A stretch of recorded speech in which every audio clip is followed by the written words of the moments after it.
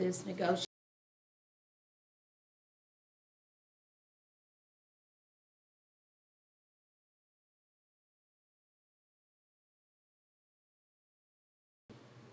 Okay, therefore.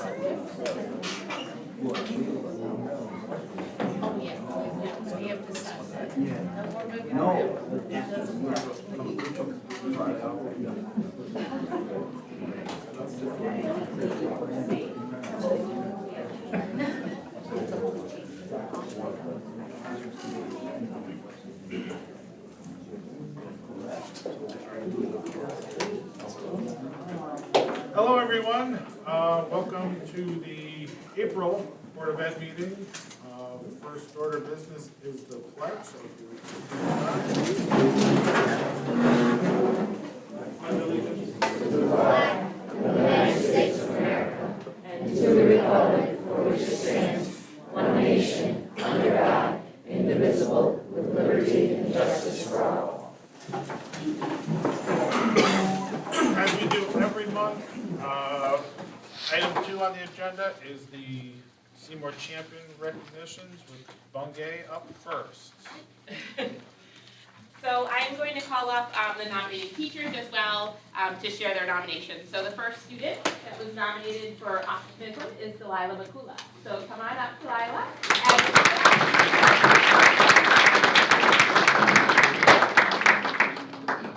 So Delilah was nominated for her optimism, and I know I'm not sure where. And Mrs. Gillette is going to speak about how and why she was nominated. I would like to nominate Delilah Makula for Seymour Champion for Optimism. Delilah thinks positively. When faced with a challenge, she thinks, I can do this. She believes everything is possible and shows she is willing to do the work to make it possible. If someone needs help, Delilah is the first one to seek solutions and lend a hand. Delilah sees the best in those around her and is a quiet cheerleader even for those who may not realize they need it. She brings a peaceful joy to the classroom that impacts everyone. Delilah sees the beauty in everything. She has a look of curious wonder to go along with her bright smile. She is open to learning new things and works to make connections with her learning. Delilah is a light in our classroom. She can put a smile on so many faces and bring such a positive energy to everything she does. Delilah is always looking for the good in every situation. Mary Lou Retton said, optimism is a magnet. If you stay positive, good things and good people will be drawn to you. I feel this sums up Delilah perfectly. She believes in the positive and is hopeful, and that draws so many to her. Congratulations, Delilah.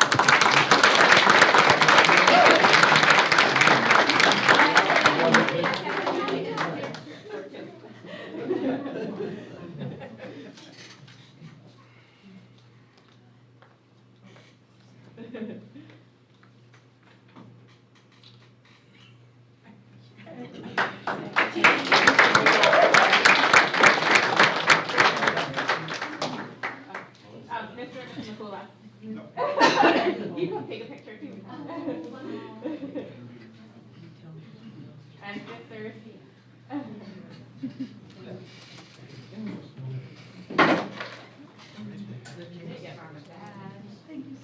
These two individuals always volunteer themselves and donate their time to these Mr. and Mrs. Makula.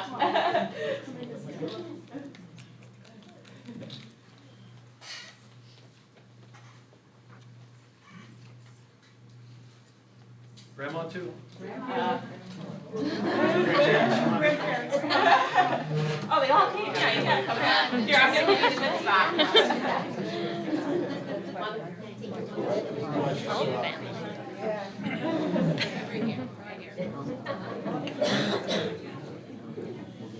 Where about me? Take a picture without getting locked up. Oh, I'm not gonna let you take with that.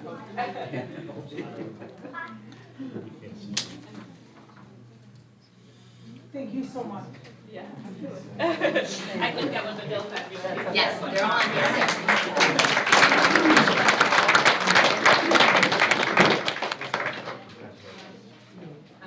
And our next student was nominated in third grade by Mrs. Hiscock. Lillian DeCola, come on up. Congratulations. Now back there.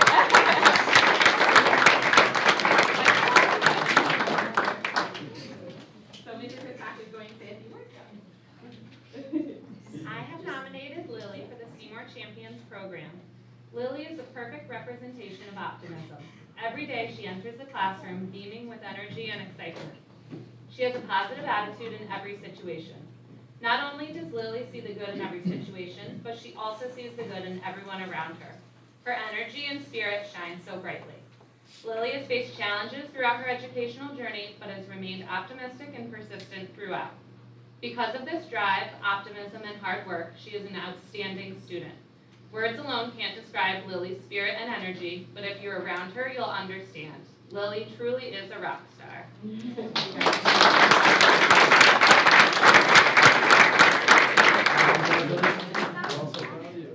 Oh my goodness, you're a pro, see?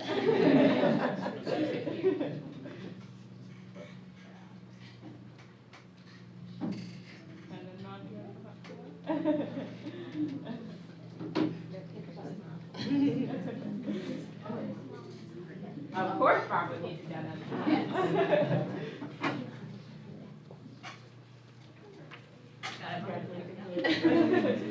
All right,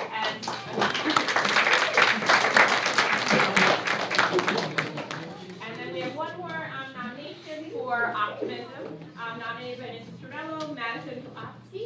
Come on up.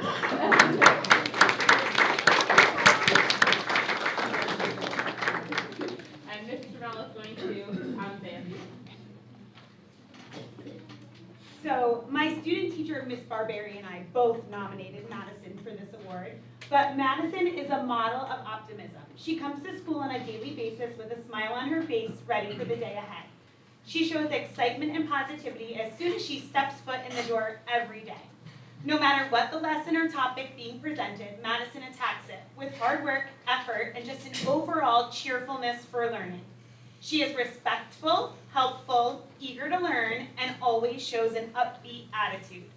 If she's faced with a challenge, she continues to be optimistic throughout the challenge and persevere. Madison is always willing to participate and be an active learner in all parts of the day. Madison is such an optimistic person that she reminds us that every day is a wonderful day to learn and grow, while spreading positivity and kindness. Congratulations.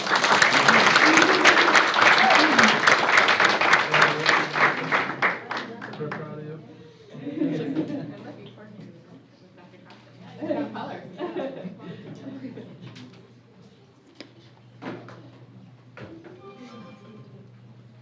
Karen, where's the parent?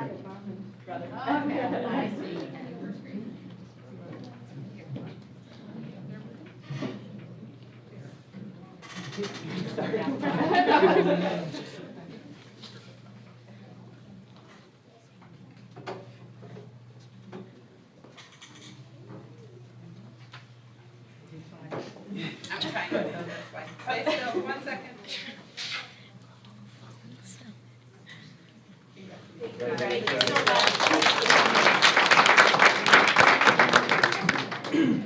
All right, up next, Chatfield, the president. So our first Seymour champion for optimism is going to be Jenna Breen. So Jenna, please come up. And this is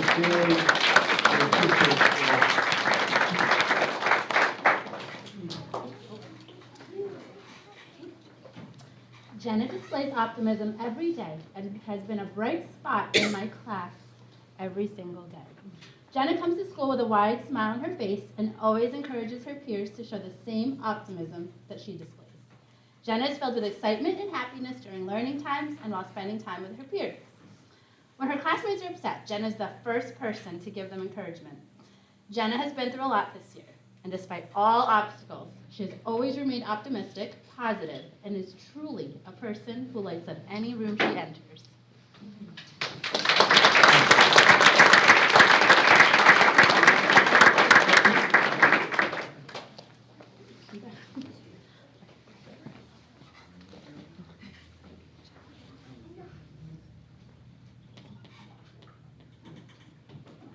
and the family.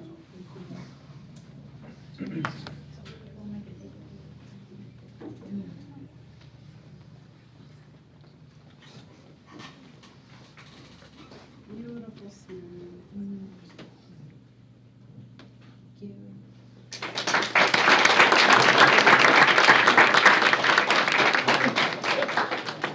Our next champion for optimism will be Juliana Gaman.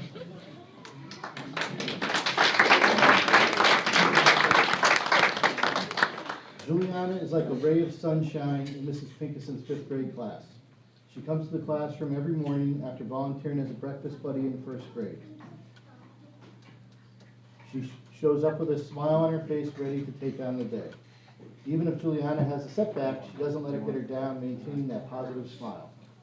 Juliana celebrates her own successes, but is just as happy and excited for her classmates and friends when something good happens for them.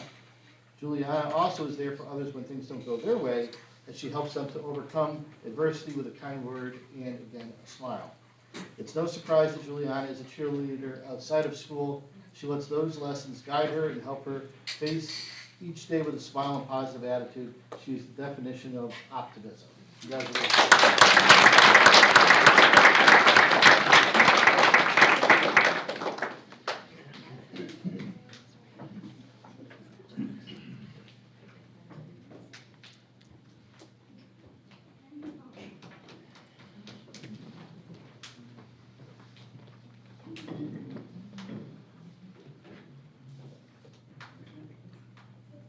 Beautiful.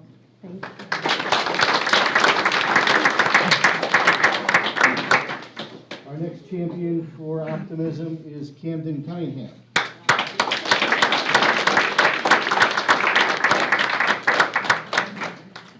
Camden is an optimistic student who has a genuine zest for life.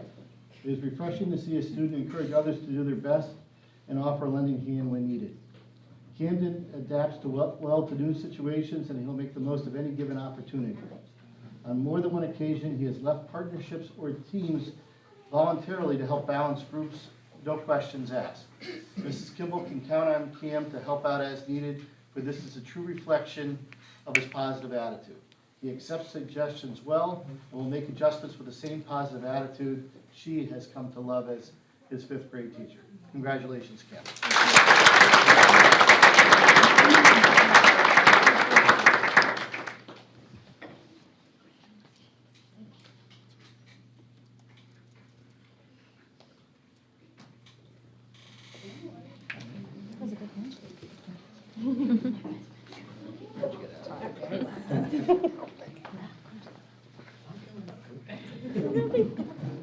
I don't want.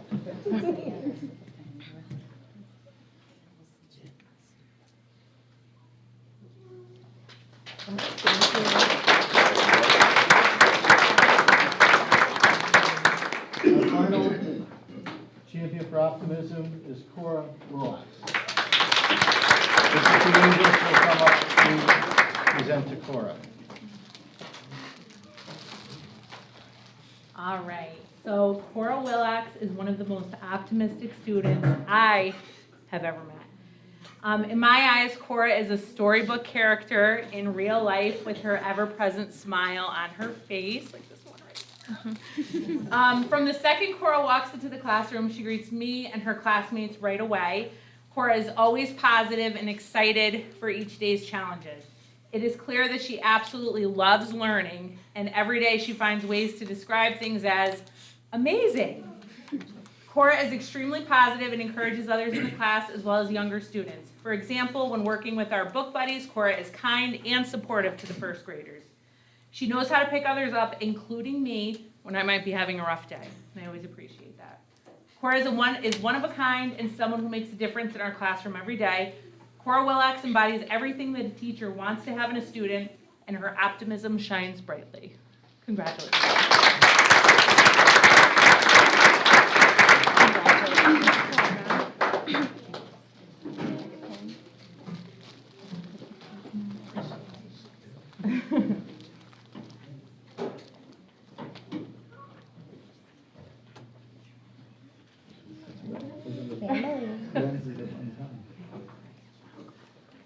Good.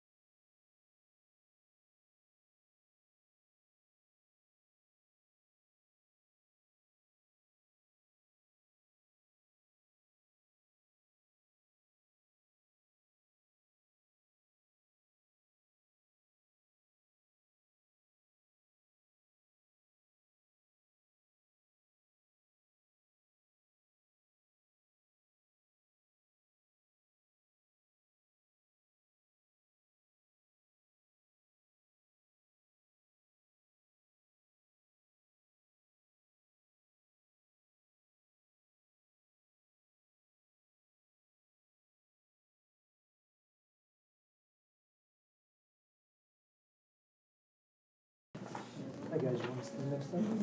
I'll get on the other side.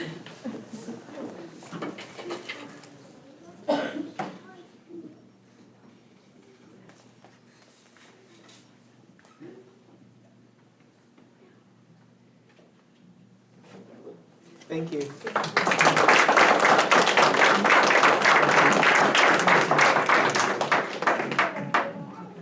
Will Randall? Will's not here.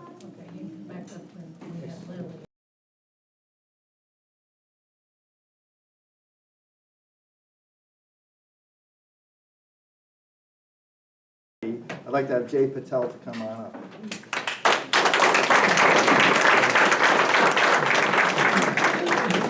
It gets so tall. This is from Mrs. Sweeney, a science teacher, one of the science teachers. I taught Jay last year in AP Bio and Anatomy.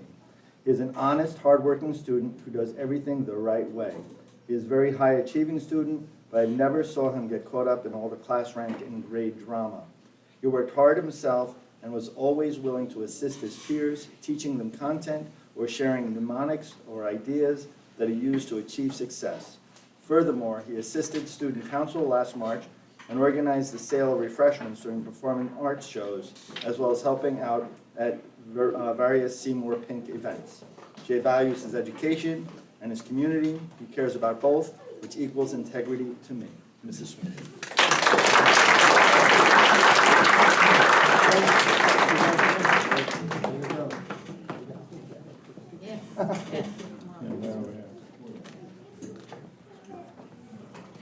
Closer there. Thank you. Right, family, come on. Congratulations on your strong academic. He's accomplished.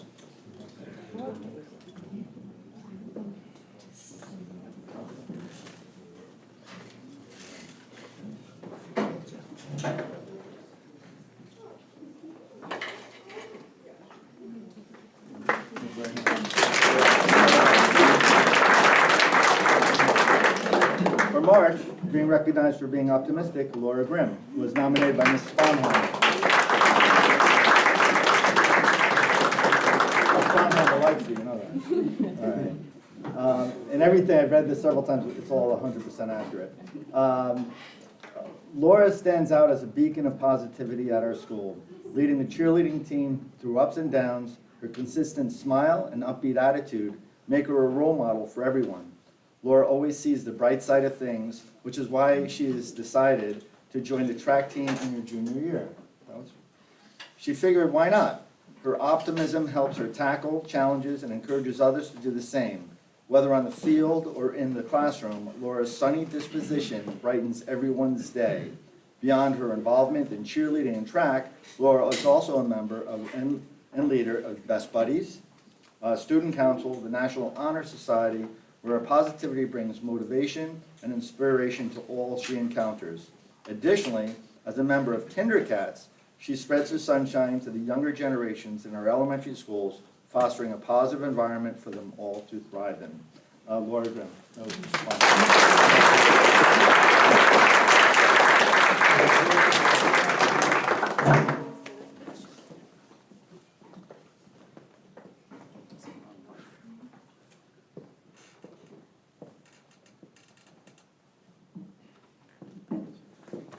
Proud of you. Thank you.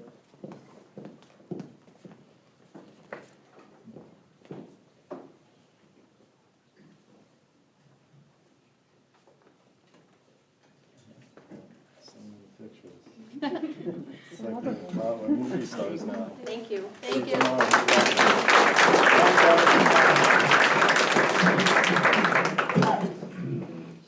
Okay. The next are the superintendent recognitions. I'd like for Mr. Lorick to come up. We're going to talk about Lily a little bit. Ask her to come up. Lily Fabiano, Yes. please come on up. Would you like me to start? Yes, yeah, please start, and then I'll finish with a few comments. So this is one of the most interesting ideas and things that I've ever heard from a student that I've had in 25 years in middle school. I wrote something to give you an idea of what Lily's all about. Lily Fapianos, SMS 7th grader, is being honored tonight for her exceptional promise and impassioned call to activism. Her visionary proposal to construct a greenhouse from recycled bottles collected by the school reflects her commitment to sustainability and social responsibility. Lily envisions this project not only as a practical solution to support the homeless, but also as a catalyst to inspire others to embrace environmental stewardship.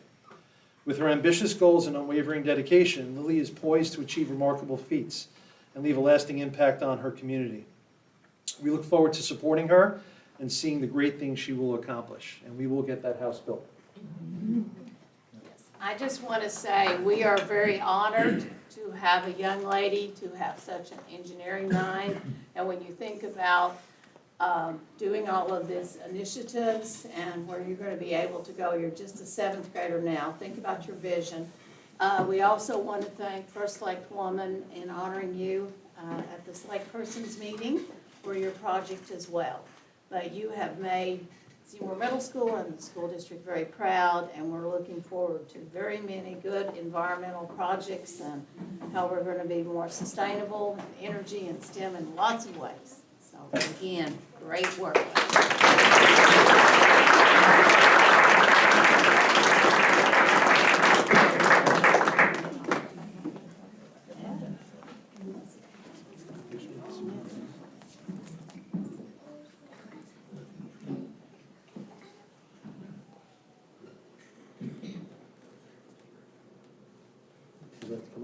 Yes, very proud of Mom. You have to be very proud of Mom. Yeah, she's great. Thank you. Is that little brother?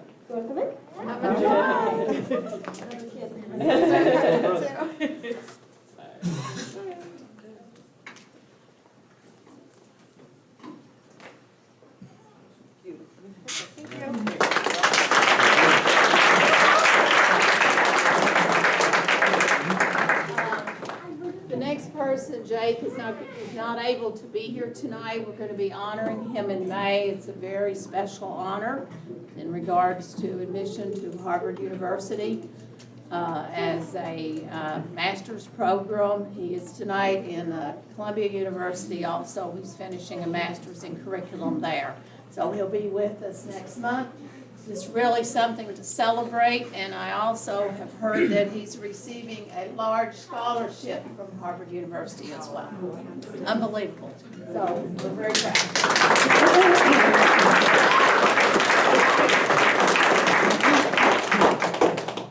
All right, and next up, we have one retirement recognition. He's hiding in the back. I think Glenn was probably the second Seymour employee that I ever met besides my wife.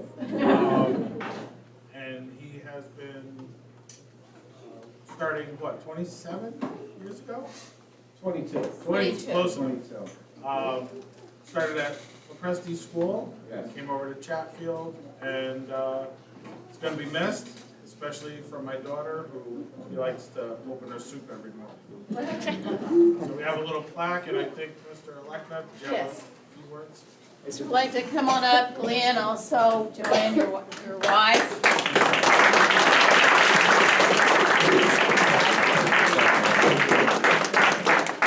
Before Mr. Olegna starts, I just want to tell you my first meetings and encounters with Glenn. Anything that I would ask, you would always go above and beyond. I'd ask for that special project outside the door and painting that color, and did you ever get it done, and immaculate, anything I asked, you were always there. The dedication that this man has had for Seymour for 22 years has been outstanding.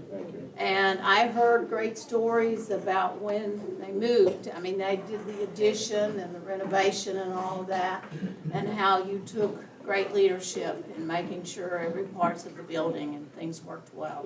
So you've got a legacy, you're leaving a legacy, and you will never be forgotten for your years at Chatfield. Thank you very much. I've only got to tell you 3 years, but they've been 3 years. Yes, we will.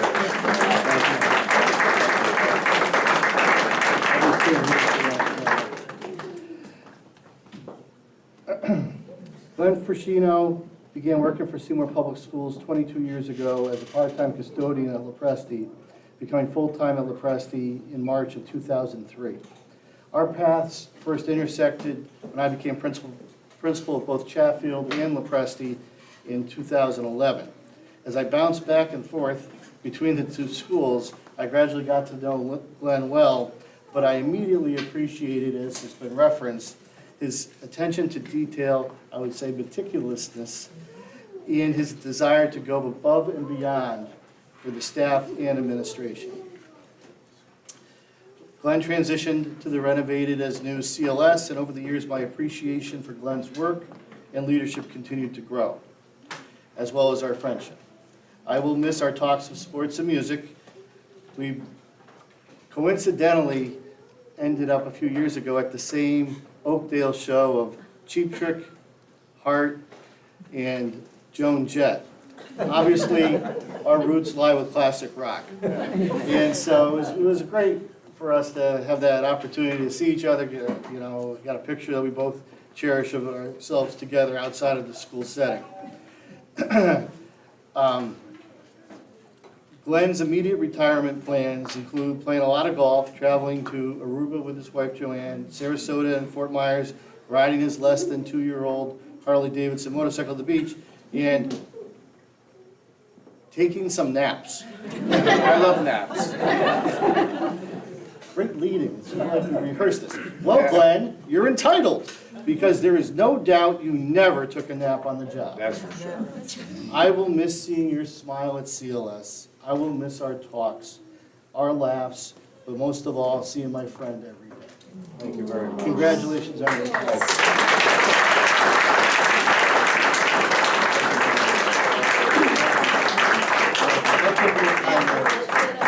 And your daughter's thermos was never tight, it was always you. She always wanted me to come over and open Hey, it. this is for you, man. Thank you. Let's all All right, here cool. get together. Thank you.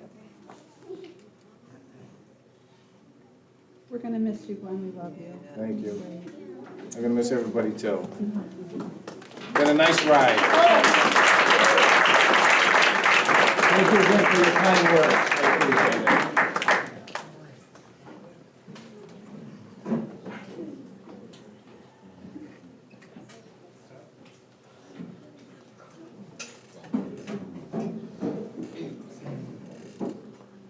Okay, up next, item 3, public comments.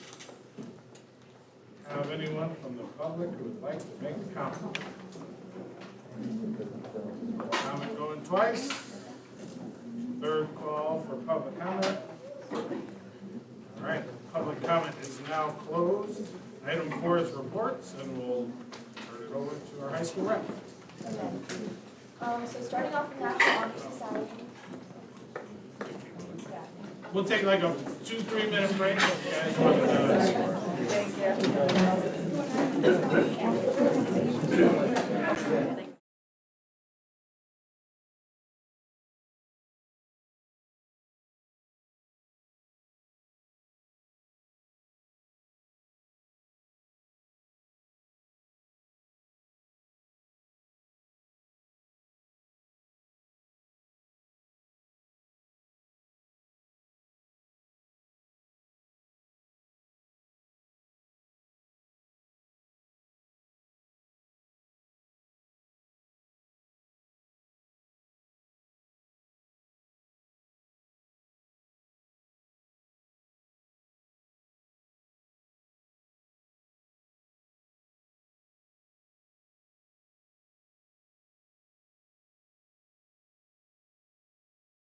you. Think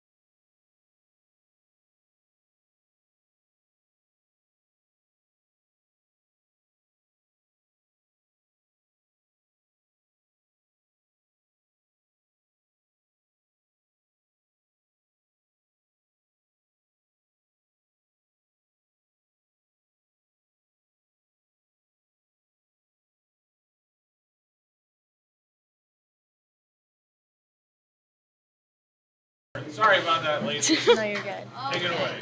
Okay, so for National Honor Society, so tomorrow they're hosting a decathlon if the weather allows it to happen.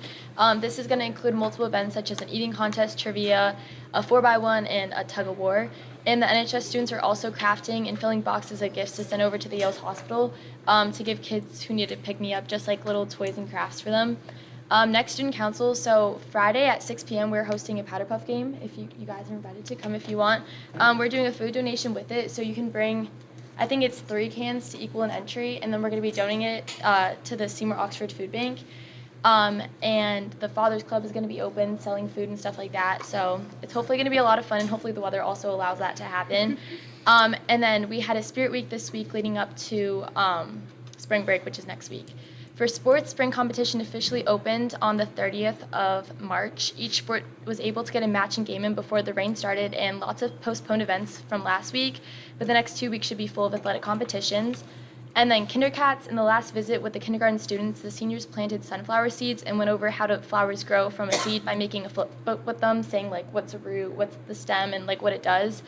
The seniors also helped the kindergartners with creating a plant journal and logging the first day of the seed planting into their journal. And then every visit, we continue to work on reinforcing their reading and writing skills and learning in the class and creating bonds with the students. And then the seniors, we look forward to them escorting during our processions at graduation.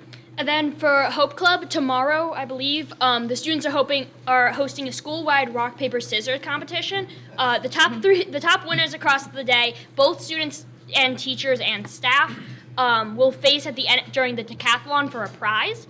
The students have also created a kindness yard sign to put around town, starting at Seymour High and hopefully expanding to the other schools, town hall, all around. And we're currently getting the process to have permission to do that. And then finally, we're putting together a small token appreciation for all of the teachers for Teacher Appreciation Week. And then FBLA, we had our conference back in March, and we had 5 winners out of the 11 who went. Out of that 5, 3 placed first place, 1 placed third place, and 2 placed fifth place. For some context, winner just means that you placed top 5 out of your division. So that's the people who get awards on stage. And then now we're gearing up for our spring elections and fundraising so that we can prepare for our event next year. The newspaper club, you may have seen, just put out our April issue today, actually. So feel free to look on Facebook, and if you're in the school, stop by and get an edition. And then also on Monday, Tuesday, we had our meeting to help prepare for our next issue, which should come out middle of May. And then we will turn around a June issue for our seniors. And then finally, the D&D club has switched teachers from Mr. Gilbert to Mr. Aldrich due to Mr. Gilbert having prior commitment to baseball. But Mr. Aldrich was willing to host us, and then some new students have been trying their hand at DMing and getting to have that creative side. And that's all from us. All right, what was the date for that? Powder Puff game? It's this Friday at 6 p.m. This Friday. As long as it does not pour. Anyone have any questions? How many students are in the D&D club, roughly? Like 20? Are you part of it? Yes. Is it fun? Yeah. Go well? Yeah. It's all student-led. Mr. Aldrich and previously Mr. Gilbert just kind of sit there and do whatever work they got to do at their desk, so it's all student. Student-driven. Yeah. That's great. Student engagement. All right, thank you, ladies. Great job. Gonna let them go home? Yeah, I mean, yeah, sure. All right. I mean, I'm not going to say no to that. I mean, we got a big audience. They gotta brush up on their paper, scissors, rock, paper, scissors. Yeah, Thank you. Have a good night. So every student gets a set of beads, and if they lose, they have to give their set of beads to the student who won. And the idea is a person who accumulates the most beads throughout the day by winning rock, paper, scissors. That'll be interesting tomorrow. Yeah, I'll have to keep my eyes open to watch that. All right. Okay, item 5, consent agenda. I'll make a motion to approve the consent agenda as presented. Second. Motion by Ed, second by Stefan. Any other discussion? All right, hearing none. All those in favor? Opposed? Abstentions? Motion carries 502. All right, item 7, discussion and possible action. We have Incubator Club. Yes, let's try to go through this pretty fast on these discussion items.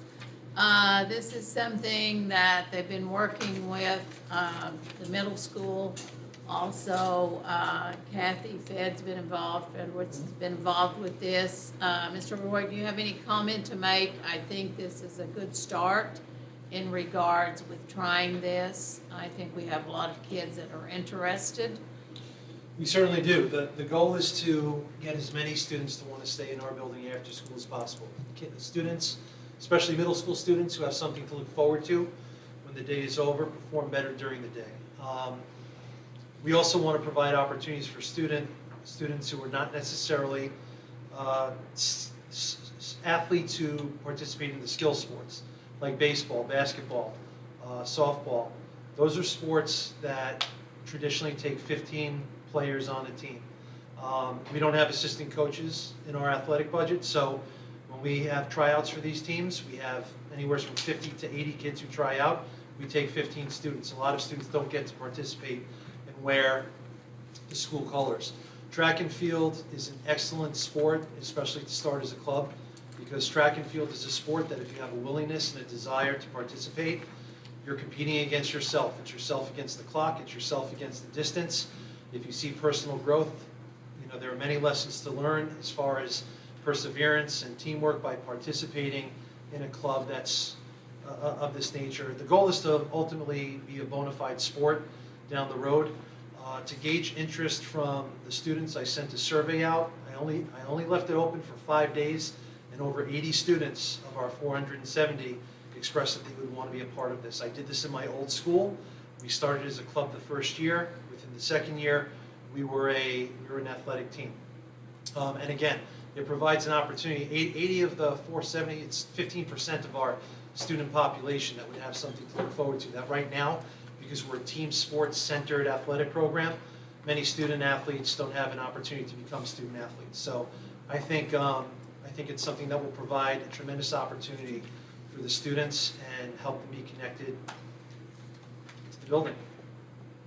I'm asking for 4 advisors for the club at $500 an advisor. I already have 2 staff members that are committed if we're able to move forward.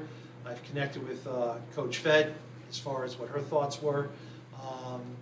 And we're looking for advisors that are CPR and first aid certified. I already do have 1 certified coach who's willing to be a part of it, but as a club, we would not require a coaching permit because we're a club to start initially. But we would have first aid CPR as a requirement because of the physical nature of the club.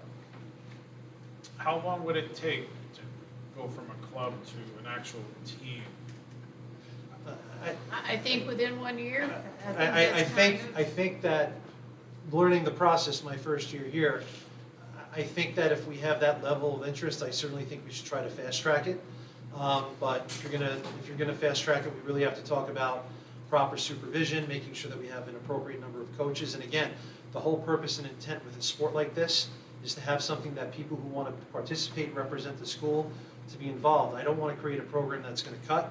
I want every student to, if they don't have the skill set to play one of the specialized sports, I want them to have the option to do something else to represent the school. Cross country is in the same category of sport when it comes to this. We already have a cross country team.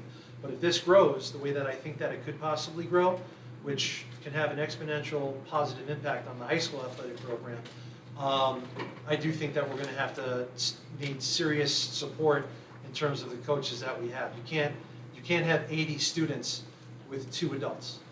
And that's a different conversation. For now, I'd be very happy to start a club. I think, and also we're going to work with Mr. Bucci in regards with the appendix D positions. There's one place there where we're looking at $2,000 where I think that it can be taken care of. Because with an incubator, of course, you're supposed to go back to the appendix and be able to support it out of that budget. Yeah. Yeah. And The other concern that is mulling through my mind, considering what we received here is site for meets.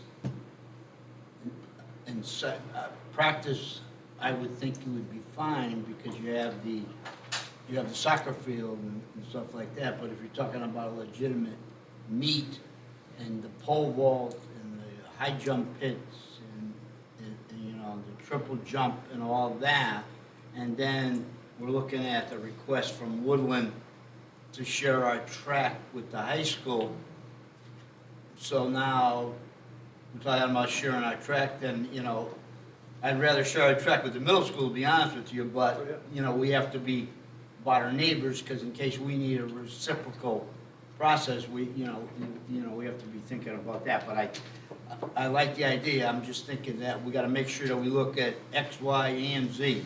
Just to clarify, Go ahead. we would not do pole vault at the middle school level. Is not something that's typically done. We would do the running events, the 100s, 200s, 4x4s. We would do throwing events, shot put, discus, I believe. No javelin. We're not putting javelins in the hands of middle school students. Triple jump, you thinking?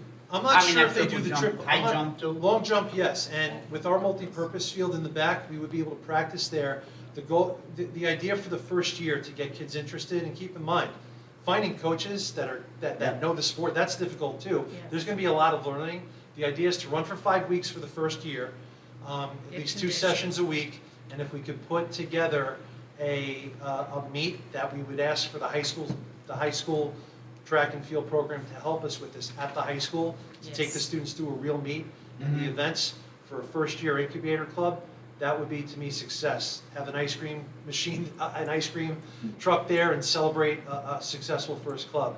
The second year, we would have to answer some of those questions, but I can tell you that when I ran this in my old school, our students, this is the nature of track and field. We could put our student athletes on the same field as the high school, and with good coaching management, you could have multiple stations, and you could have kids from the middle school, kids from the high school participating and working on their own events on different parts of the track, in the infield part of the track, the jumping. I'm sure that we could work that out, but for now, I just want to get it up and running and get kids interested in it. Yeah, I mean, Mr. Rook, I agree with everything you just said. I think it's long overdue that we have some sort of, incubator program in the middle school. I think, just thinking selfishly from the perspective of I want the high school team to be good, will be a massive help. I also think you're spot on that it's a great spot for kids to show up who aren't otherwise involved in sports.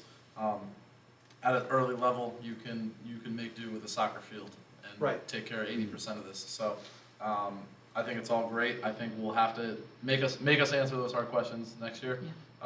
Prove some success, which I'm certain we'll see, and then I will personally fight to make sure that we can get you the resources you need, and I'm sure everybody else up here will. So I really appreciate this. I think it's a great idea. Thank you. It's a great way to start expanding this middle school athletic program. If I can be supportive in any way, please let me know. I'm You in have a support daughter. as well. I have 2 kids who are still, their lives are still being enriched by track and field, which they didn't really get to experience till high school. So I think this is a great opportunity. Was a little worried about the pole vault, so I was glad to hear that. Yeah, I think whatever we can do to provide this opportunity. Typically, the track team has the highest GPA in the school, so there are definitely academic benefits. All right. And as somebody who threw but never ran, obviously, it's definitely a skill sport, because that's a skill I don't have. Yes. But yeah, the more we could do in the middle school, the more programs we could line up to the high school, the better. So I guess if we would have a motion. I'll make a motion to approve the creation of an incubator track and field club at the middle school. All right, have a motion to Stefan, second Shannon. Anything else? Any other questions? Do we need to include the stipend?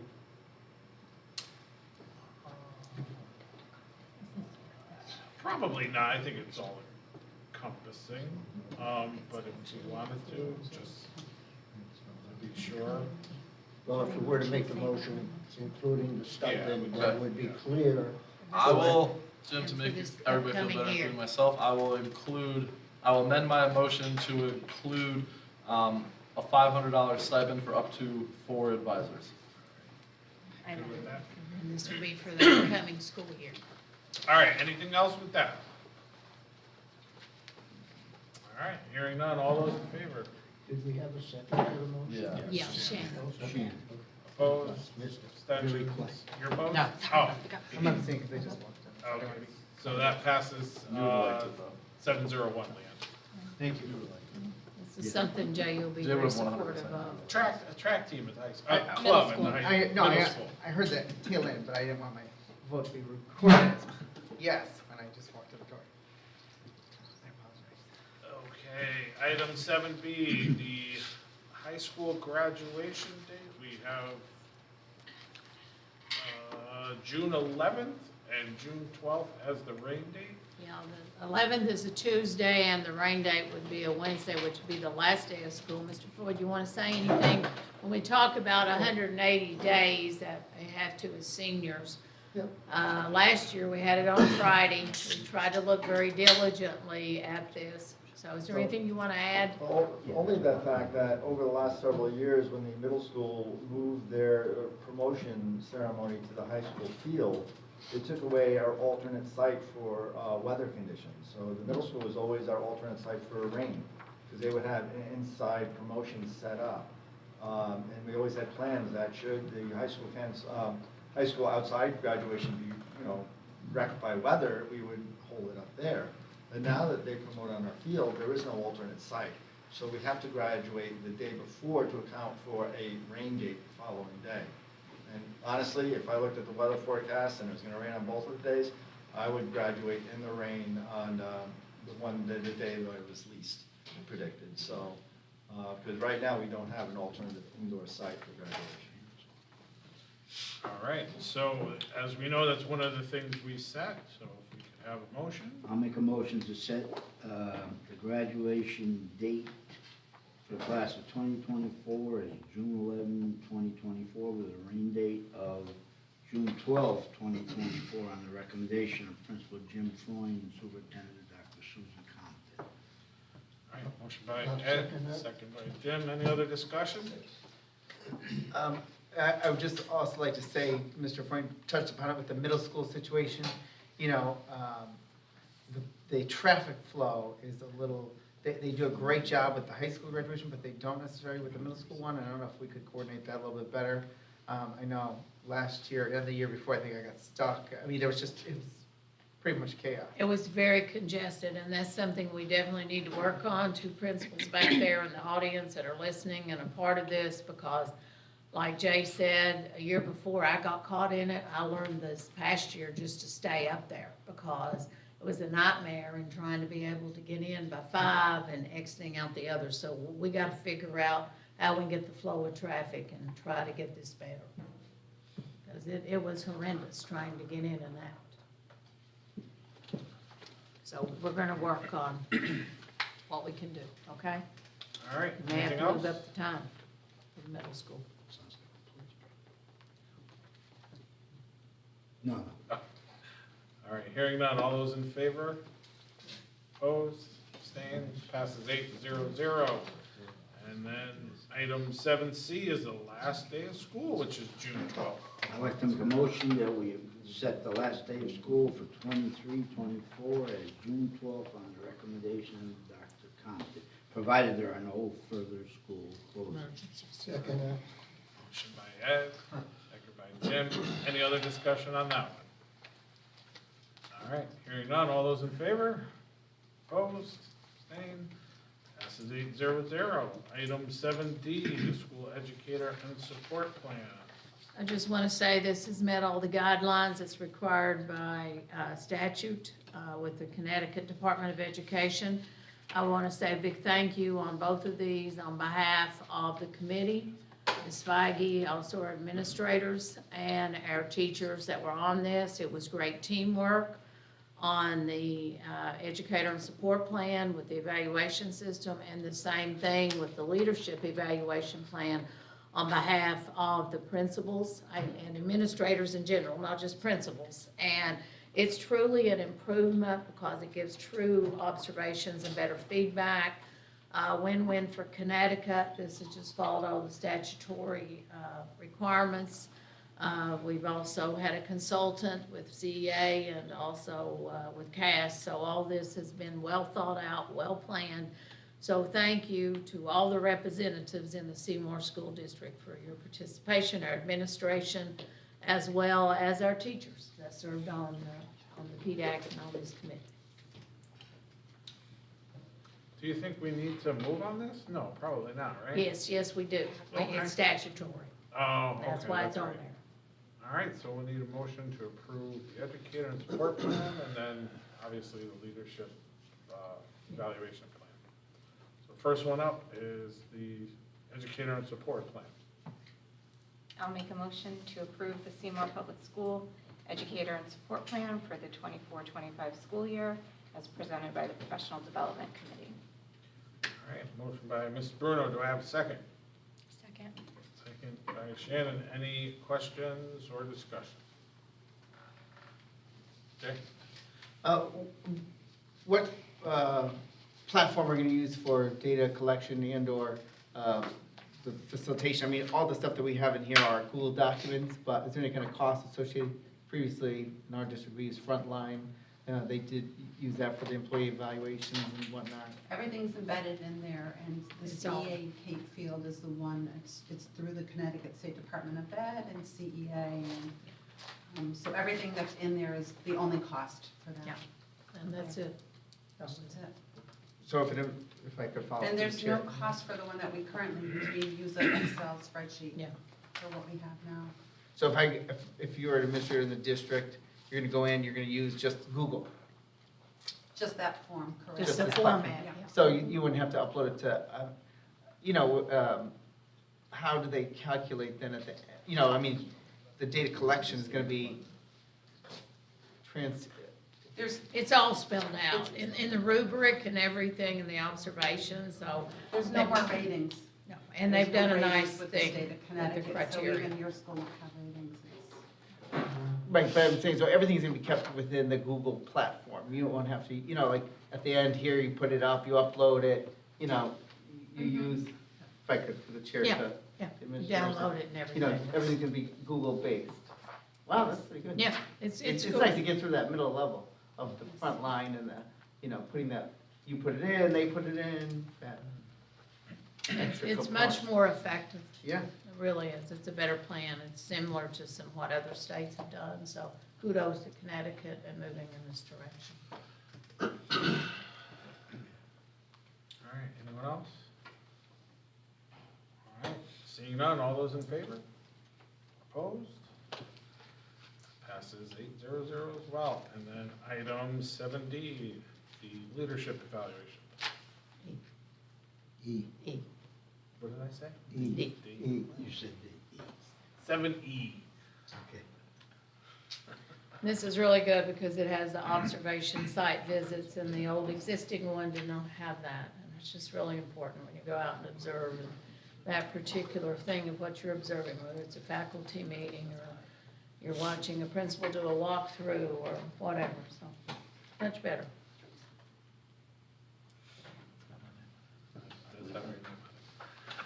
All right, well, we'll need a motion for this one as well. I'll make the motion to approve the Seymour Public Schools Leadership Evaluation Plan for the 24-25 school year as presented by the Professional Development Committee. Okay, motion by Mrs. Bruno. Do I have a second? A second. By Shannon. Any other discussion? So is the recommendation to adopt the Connecticut plan as it is, or did the committee revise it? The only thing we revised were the dates slightly, so we all agreed, instead of it being November 15th, it would be November 30th, March 15th, March 30th, and then June 30th. That was it. Other than That was the template. only change that we made. Templates, everything else is exact. They just had that liberty, and it was a better way to set the dates. And good teamwork, where they got input. All right, any other questions? Nope. All those in favor? Opposed? Passes 800. Item 8 is the information section. Any questions on any of that there? I did have one if I could. Can you talk to the schedule? Yes. At the middle school, just because I think this is in what, maybe the past 6 or 7 years, about the third time it's changed. So I just wondering if you could take us through real quick with that. Yeah, I want to start first by saying that when I came here, I was a little disappointed in the amount of time that with the scheduling for mathematics and the general overall content areas. A lot are on the 45 minutes throughout, some are not, some are 55, some are 57. Right now, they're 45. Right. So after looking at it the first year, I saw the need of why that the content areas need to have more time.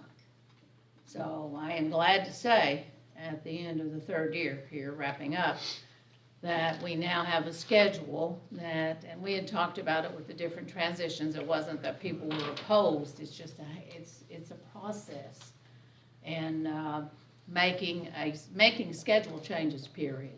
So you want to explain a little bit, it was good teamwork, be brief and concise, Keith, but he had a summation sheet as well that was included, the process, the input, and it was great because actually our teachers and the committee, it was amazing what they came up with was basically the same ideas that Mr. O'Rourke and I had in the background. I just didn't say anything, and I thought, wow, they're doing what I want this to happen, and it worked. So you want to explain?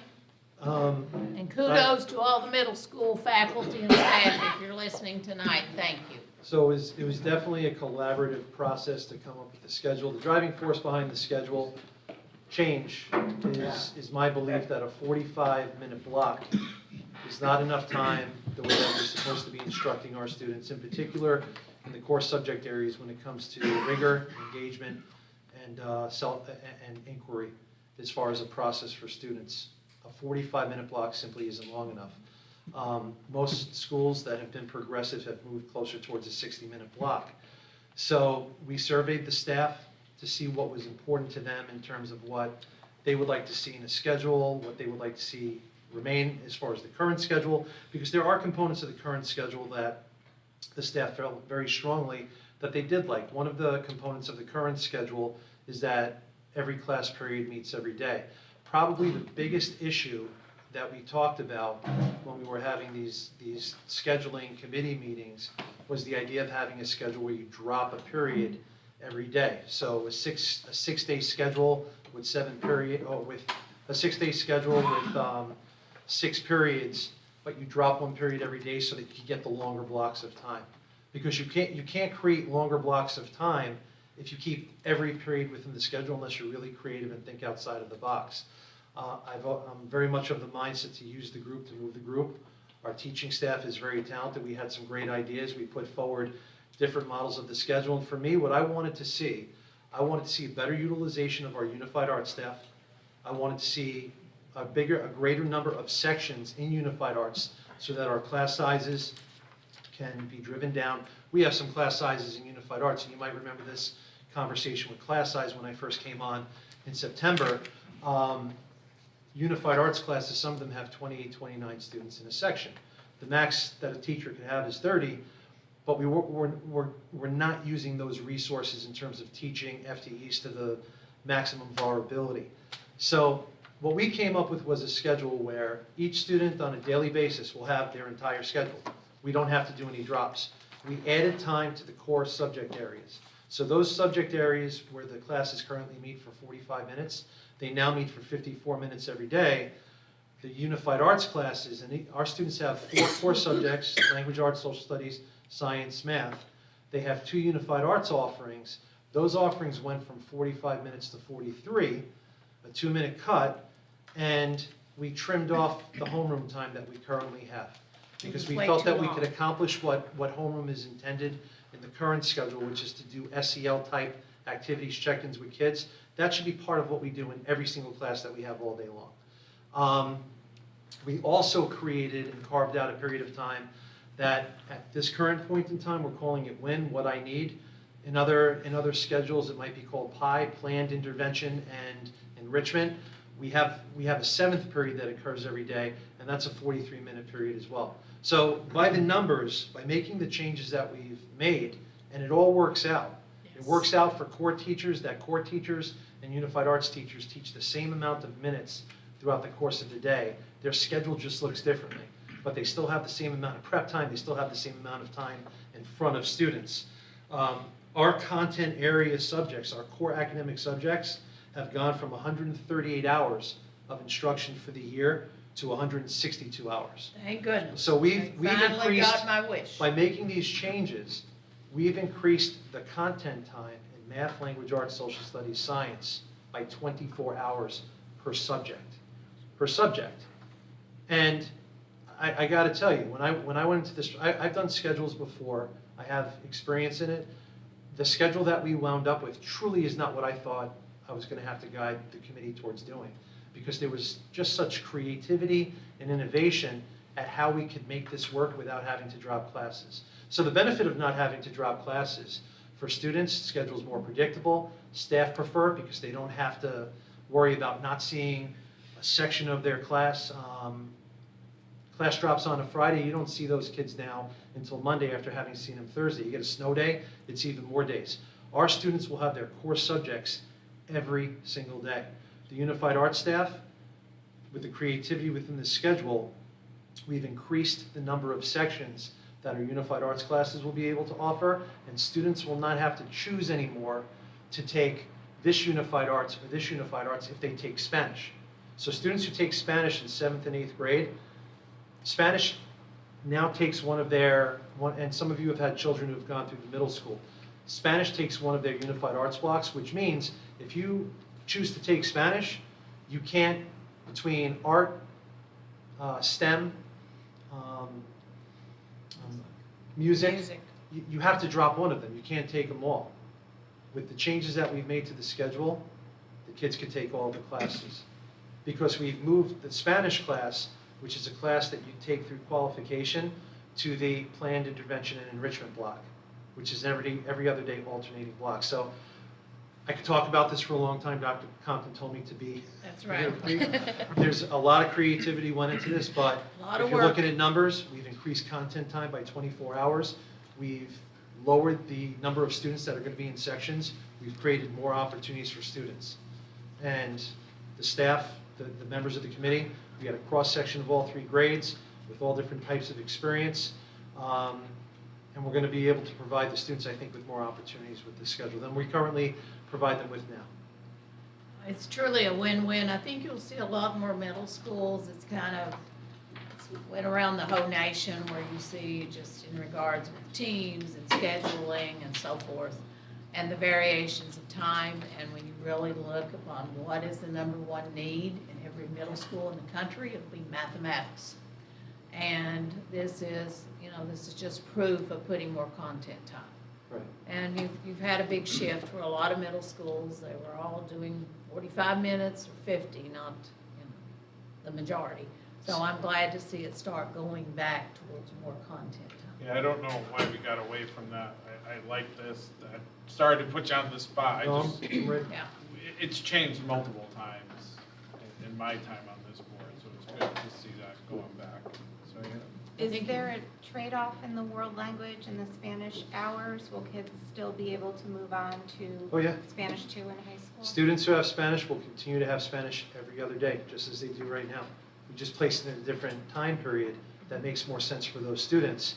And by putting those students into the block, the enrichment block, as a high school level course that they're taking during that time block, it frees up the academic core teachers to be able to offer higher levels of support to students who are struggling, or to offer enrichment opportunities to students that might not qualify for the Spanish course. But there's a lot more opportunity now. And the way that we're able to use the resources, one example, we have math tutors from the grant this year. Right now, our math tutors are able to pull out, because we have 3 different academic support periods during the day. So one tutor could pull out 4 students during one academic period. So one tutor is able to service 12 students throughout the course of the day. With this schedule, instead of having 1 academic support period per grade, there are 2 per grade based on the team, and that one tutor can now service 24 students in one day. Over the course of the AB rotation, which we have for Unified Arts, that one tutor can service 48 students. So 4 tutors can service almost 200 students every 2 days. And that's good. Especially when we have to be creative with our resources and make the most of what we have. Jim? Mr. O'Rourke, could you describe for me in the Spanish course? Yep. The approach that the teacher is using or has used for instruction. In other words, how much time within that block is actually dedicated to using the language? Because as a former language teacher, the experience has been over the years to use a traditional approach, grammar, reading, and so forth. Whereas the real need is communication. And that's why I'm asking, what is the approach used in teaching Spanish, or any world language, as a matter of fact? Well, there are 5 basic skills, and you're putting me on spot, but I appreciate the question. You have the speaking, reading, writing, listening. That's the approach. That's the approach. So that, and the teacher that we have in the position, Mrs. Calvert, she's following the high school curriculum. So she's following the same curriculum starting in 7th grade that a student taking Spanish 1 in 9th grade is following. Only the Spanish 1 curriculum at the high school is over the course of a year. Our students that are in the Spanish program to get credit for Spanish 1 and start the high school in Spanish 2, be on track for AP Spanish down the road, those students are taking the first half of that 9th grade Spanish 1 class in 7th grade, and then they're taking the second half. So I would say it's a slower pace. We have a shorter block in a shorter period of time than the high school does, but the approach is the same approach as taught in the high school in terms of the curriculum that's followed, and they're focusing on those skills. And when I've observed world language, the teachers, I think, try to create as many opportunities for the students to speak in the language. It's not fully immersive. It's not fully immersive. There's a mindset when it comes to teaching world language to be full immersive language in the class. That's not our model. Our model is a combination of both. But there is definitely speaking in the language. The only target language we have is Spanish. There's definitely speaking in Spanish in our classes. Could you describe for me the types of assessments that are provided for the individual? Well, there's formative assessment and summative assessment. The student is the student's assessed. They might have a speaking activity, and the teacher's going to make an assessment based on that. But they also have written work. They have exit slips on a daily basis as well. In addition to your traditional summative assessments at the end of a unit or a quiz. It's a variety of assessments. I have a question relevant to the schedule. Yeah. Is this schedule possible to be implemented without the teaching position that's in the current budget, No. next year's budget? Nope. Okay. No, That's it's crucial important. because with the amount of increase with the enrollment and the situation also with the unified arts, and that kind of brings us down. I think it's real important that we cover this. We moved along very well, and we won't take much time. This comes down to the area again where basically, Ed, you've pretty much been a specialist here when we talk about creating positions and what didn't exist, what existed before. And under information, what we're recommending in the unified arts, we basically had 2 types of STEM programs. And technically, there needs to be one with the STEM and technology integration. The STEM teacher, and they both have done great, that person is moving into an 8th grade science position. Therefore, that frees up an opportunity, and that's what we've got down here for information. We want to convert the one position into a library media specialist. And what's in your handouts here in the back you will see an existing job description that was created back in 2021 rather. And this position at that time was paid for with ESSER funds. This is just a position that's in this because this media was above and beyond. We're just taking a current position. It's not adding an additional position. I want everybody, if you're listening out there, this is not creating another position. This is a position that already exists. Just want to, instead of having two, having one, and that way in regards with the research. If you see the job description, and then Mr. O'Rourke, they did a nice job in regards, okay, what should the library media curriculum consist of with the digital citizenship and the whole internet and the whole research, and laid out the course objectives for each grade level and for both 6th grade, 7th grade, and 8th grade. So it actually supports the current job description. So in regards with this is under information. It's a job that's existed, that it was a .5 position. We do have an existing job description here. You see this when it was created. So what we want to do is to convert this position, instead of being another science with STEM, we're doing one which takes care of it. And this is so that the kids can utilize the beautiful library and also with this type of curriculum. So Ed, you want to help me out? Well, we don't need to No, make a motion. It's just like taking a 7th grade teacher and moving them to 6th grade. We can't really tell you what to Yeah, do. but I just want it. When I was reading this, it's very confusing. Yes. Because if you read this, it says relocate current computer science teacher to the open STEM position. That's one. Then it says convert the computer science position to a library media specialist. So that sounds like two people to me. So to really clarify. That the way that's that's written. It's a little muddy, so Yeah. let's clarify it. What it basically is, we've had two. We've had one doing the computer science technology and one just doing general STEM. It's going to combine, it's going to be one STEM teacher, not two anymore, and then that's going to free up another position to make a media specialist position. This other second science teacher that was in STEM is going to an 8th grade science position. So then technically, if I'm hearing what you're saying, then the computer science position is going away. Computer science program is going away, the way this is written. The content is not. So So who's teaching that? The library media specialist. That will be a teaching Will position. teach the computer science, Yes, so, what that person taught. yes. Yeah. And Mr. Oberdick, who's taught computer science at Seymour Middle School for a while, Yeah. he's the individual that would be going into the STEM position. He's certified in both. We've already discussed, and we're ready to get working on this.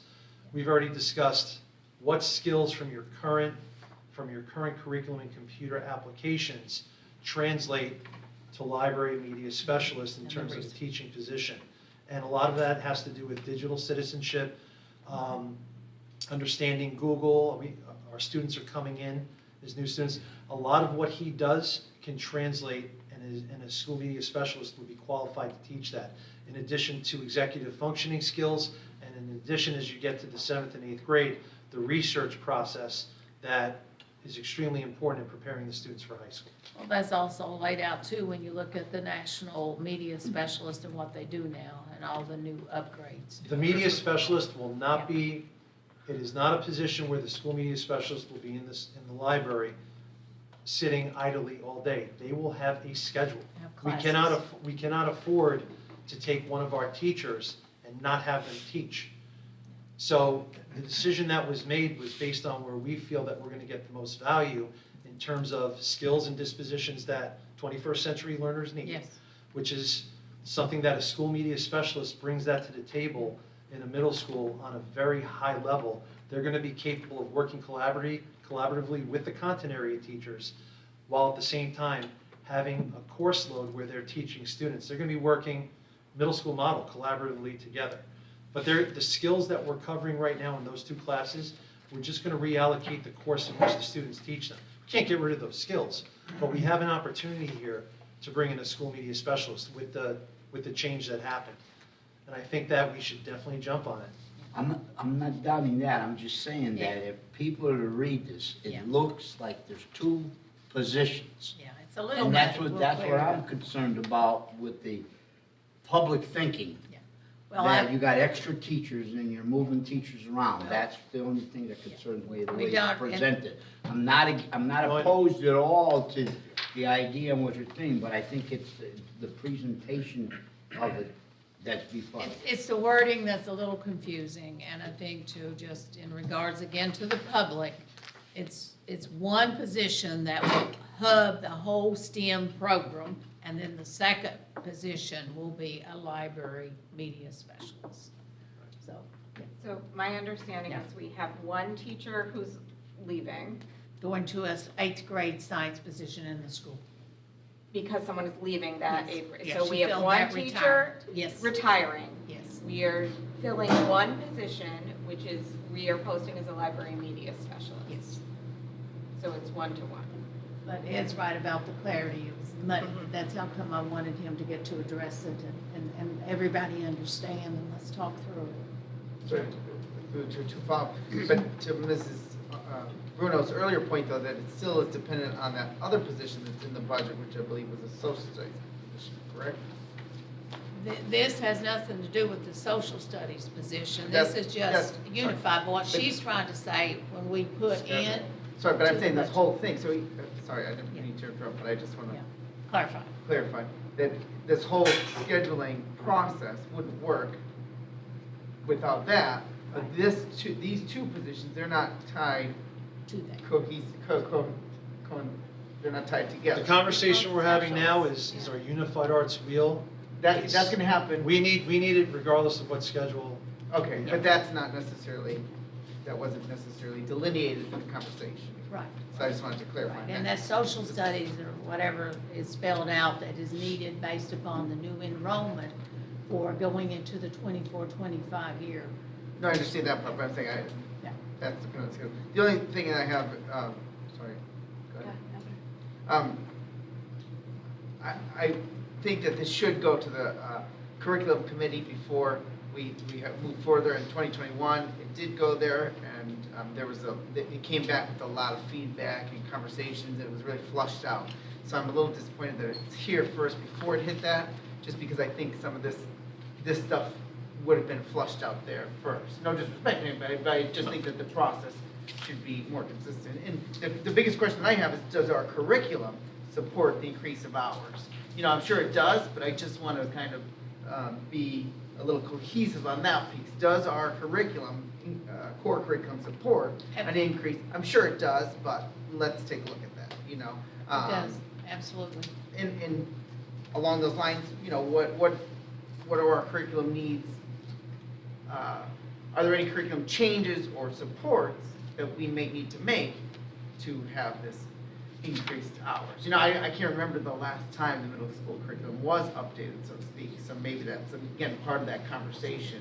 If we're making some of these changes, maybe it's a good time to do it. I think it was a couple of years ago we did some summer hours, but again, Yeah, I'd like I the curriculum just, committee to kind of, you know. Well, and to be honest with you, that's something with the curriculum committee, and no offense, with the need to change the schedule, I think it really needs to be left up to the administration to bring it to you all and also take it to the curriculum committee, but I would hate to know that, I mean, we need to make a change and you all are in support of it, and this is something we can go back again and share with the curriculum committee if necessary, but I don't see it. But I know what you're saying, it would have been nice if it could have already proceeded before we came here with this. But it's been a busy year. I gave them a task to get it done, they did, and now this is where we are. So we can go back with the curriculum again, Jay, just in updating some things as far as media specialists too, and looking at currently what we have. Regarding just the changes to the unified arts curriculum, I know that there's some state statutes relative to computer science. Yes. I don't know if, He will meet that in the STEM class because he is certified.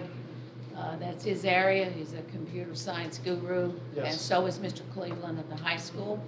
I'm not necessarily talking about the people in the positions, Yeah. I'm talking about the content Right. and the curriculum. Yes, right. So that may be something that we should And review that's been a as big committee. push for Connecticut, and we can go back and look at it because of the new changes and the emphasis on computer science. Good points, okay? I've also just made the point before that before the high school is accredited again, we have to do something about that library media specialist position. So It's this is a good 2027. starting point. But I won't go there right now with the discussion about staffing and money and whatever. Did y'all know why? All right, thank you. Do we have any other questions in the information section? Through the chair, two quick questions. One, for the awards committee minutes, I jumped ahead a little bit before I could jump in there. Is there still a student rep to that, or what do one of our student reps still participate? Years ago, they used to, but then. Talking about awards? They weren't there the last time. We did our last meeting this year, they were not there. Last year I had 3, and they were there at every meeting. We had some that couldn't make it at the last meeting, but We didn't yeah. have much parent involvement either in the last meeting. But I pushed again last year, exactly 2 from each school, and we'll make sure again that we're hopefully covered, because that's spelled out as something I know that Ed reviewed, he and I, and Jay, as you brought it up, I mean, it's important because it's based upon what the Board of Ed says in regards to who sits on this awards committee, because it's really important that we follow it. But I'm hoping to get our student government representative and Sophia there. She was at work the last time, and then I've also invited the top 2 students of the seniors. So hopefully they'll be joining us. And that second, through the chair, if I could, just on the policy committee, I know was a review of time, talking about the 22 policies, and it says a working drive will be created. Yeah. Are we supposed to do anything as a board before that April 23rd meeting, based on those policies? Because again, I know we paid a lot of money to have Cave work on that. I would like to see us, Well, There's a lot in the There's a lot works. in there, that's just 22 mandated. I think probably what would be good is to let the rest of you see those again in the Google. We can set that up as well. This was set up specifically for the policy committee, but I believe in sharing everything, so we can do that. We're also working with CAVE in regards with new bylaws and just all of this stuff. And, like we said, we paid a large amount of money to get all of this stuff updated. Yeah, I think the first Well thing said. we decided, right, was to take the 22, review them, the And then- mandated policies, Right. bring them to the board. Yeah. I'm gonna be looking for us to revise and adopt in one meeting. And then, Ms. Schmella and Ms. Harmeling, we were going to start with the 9,000s and just Yes. kind of start Yeah. looking through that. Yeah, and we're gonna go based upon Jody, the CAVE representative consultant as well, and leading the charge. And I think it'd be a good idea, Jay, to include you all in one of the Google Docs, okay? We'll make sure we get that set up. Yeah, everyone can have access to it. Yeah, everybody that'd can. be good, that'd be better. Just as a follow-up, I'll let Mr. Small go first. Yeah. Okay, what we discussed, Jay, was because it was, this is gonna be a big project, into our policy, big time.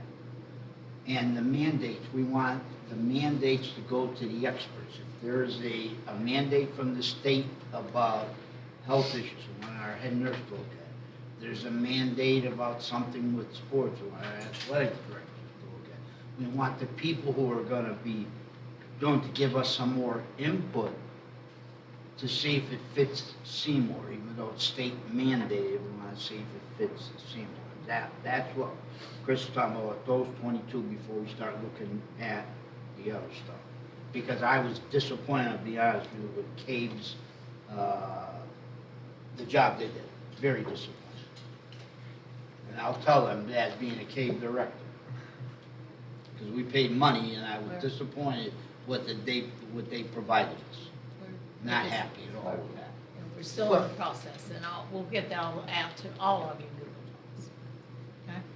Okay? And just as a follow-up, I mean, if there's one or two that we could look at other districts, I don't know if you would go by your DERG size or you go by your population size, but I have found that looking at some of the other districts' policies, It's very helpful. are very helpful. Thank you, Jay. You know. That's well said, and there's 46 of them. There's all, and I can give you, again, the passwords where you can go in and look at the others. We've been on other sites and ones such as Avon and several other places. So it's really good to do that. So that's a great suggestion, is what we've been doing. Yeah, and I'll remind you all how to go in and look at the other places. And some have just recently completed updates. It's a working process, we're gonna get it done. But we'll include all of you in the stuff, it'll expedite it faster. Okay? All right. And then finally in there, we have the hirings, transfers, resignations, anything else under the information section. Okay.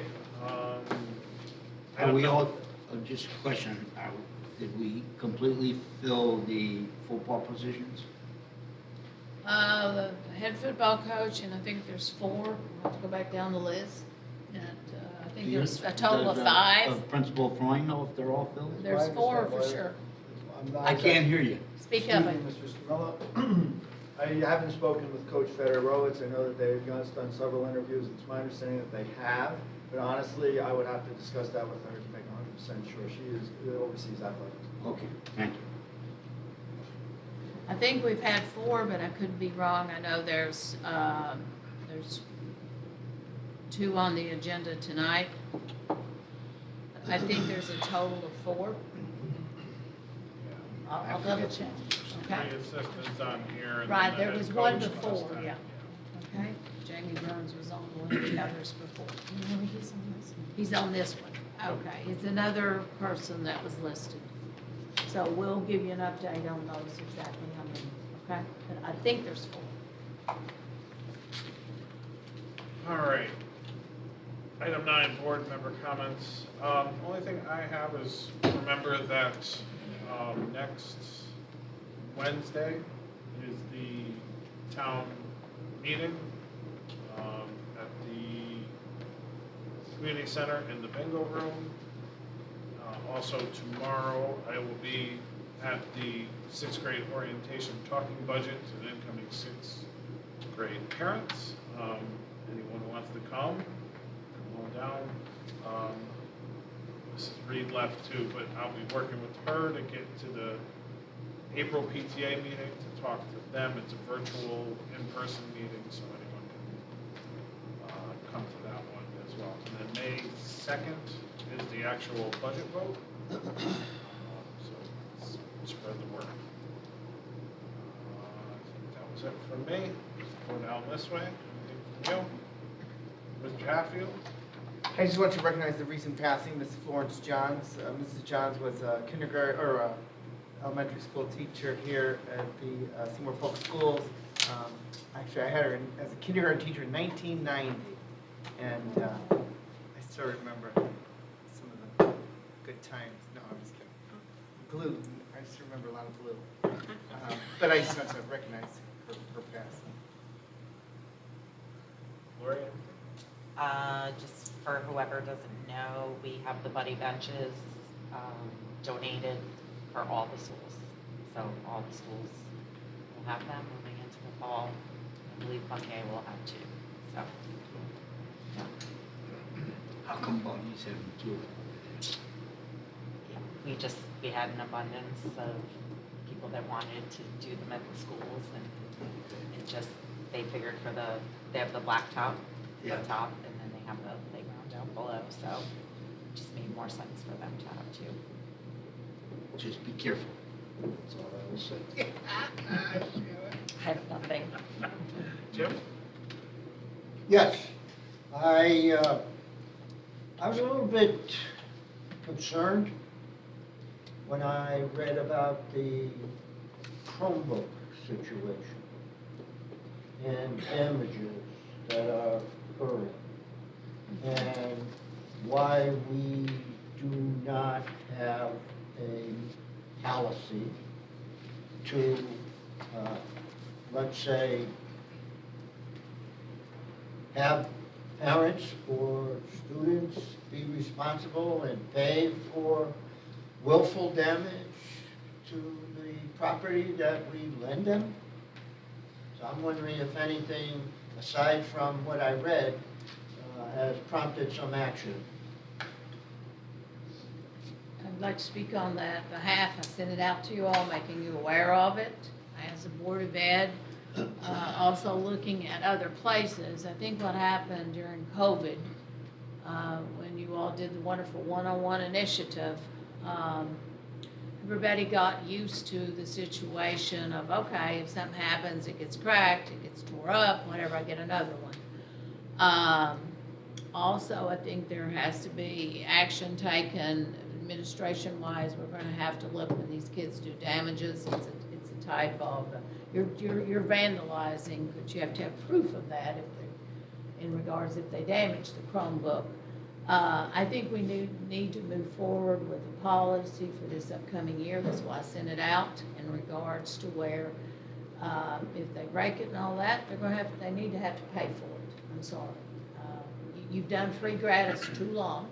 This has went on since COVID, and there are just some people, and there seem to be frequent flyers of some of the same kids that keep breaking these, and this is not right because people work hard.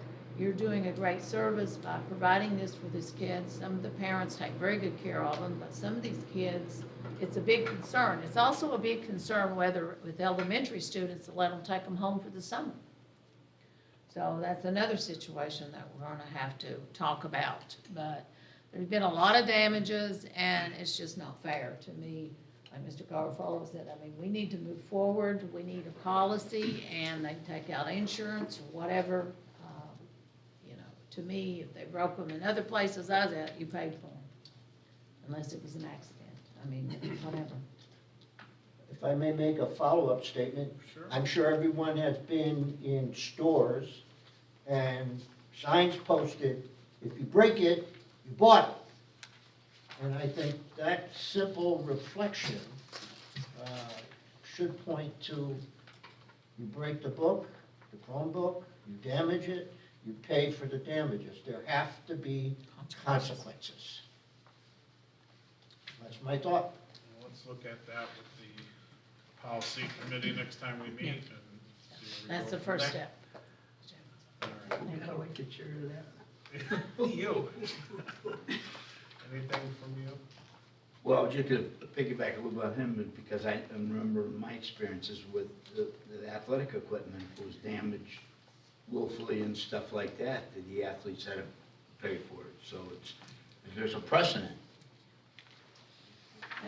with us doing that. That it? That's good. All right. Almost set there. All right, Dr. Compton? I just want to mention in regards, our passing of Charles Daniels. We'll do a moment of silence at the next meeting. Very dedicated employee for Seymour Public Schools for many years. So we'll do a moment of silence for him at the next meeting. Won't get into it, but I did send out, we had a paraeducator who passed sometime last night or early this morning. The mother notified us he was just newly hired here this year, and I think it's due to a diabetic situation. So we'll have counselors here tomorrow at the school to provide some support. The kids loved him, and very young, but I know the mother won't mind sharing because she did share with when she called in to tell both Bungie and the board office that he had passed. And I think he went into some type of diabetic coma or whatever, the sugar dropped. So just really sad. So, remember that family in your prayers as well. Anything else? Yeah. I was just thinking, the request for the use of the field. I know we can't add to the agenda. Right. But if we wait until the May meeting, are we at risk if we allow them to use our field without us approving it? Here's what That may be a legal question? I think in regards with this, if you'll notice the handout that's on the first sheet, I'd like permission to just move forward, to work with them. We can send this to our attorney Dugas. They are going to provide, they can obtain a certificate of liability insurance, which is very important. So I think that way that can cover. We know that their schedules have to work around our high school, our kids are first. This is just something of how they can work and we can support them. Apparently, this is past practice. This was done with Oxford and done with Amity, Well, right? I would say, reach out to Floyd. Yeah, I And just if, like, if we have to take action on it beforehand, just find 5 people who are available to come up to central office for 10 minutes. I don't think you'd have to take action, but I can find out, okay? But it's just, I wanted you to be fully informed because this is it's another set of kids on our campus. And that's why this liability certificate's very important that they provide. And also, I'll scan this to Floyd and see if there's any other kind of action or if it needs to be just placed, on the agenda. It's use of facilities is Yeah. basically where it falls under. But what's mulling in my mind, Dr. Compton, is that I think past, the team of 2 concept or the team of 1 concept, the board officially approves any 1 or 2 athletes from another school to participate with the team, and we vote on that. And this is more than 1 or 2 athletes. But I don't think it's a team, I think it's just practicing together. You know what I mean? I It's just- It's the Oxford team, or the Right. Woodland Woodland team that's team. requested it. I understand it's a But not track. to join So our not to team. join it's just- it. I know that, I know that. Well, let's send it to Floyd, like y'all But said. I Yeah. agree And too. find out That's legally. one thing I'm saying, just, and I'm not saying we don't at all, I think it's important to do, but I'm We just know it saying, is, but going We're- back we're with getting Amity off and the Oxford. agenda here. Yeah, but So- but you need to be informed and we need to make sure that we go through the legal rules. But through the chair, even if it was the facilities use form, it doesn't come to us That's right. anymore. So I'm not really sure if board approval would, That's- I'm not really sure if we even need to spend the Yeah, money. that's a lawyer. That's why with the lawyer, and that's why I feel it's a day-to-day to adjourn the meeting. operational thing. Second. We Figure don't it have out. to do it. I was going to We do it just, the FOI. If you wanted me to be the all right, all those in favor?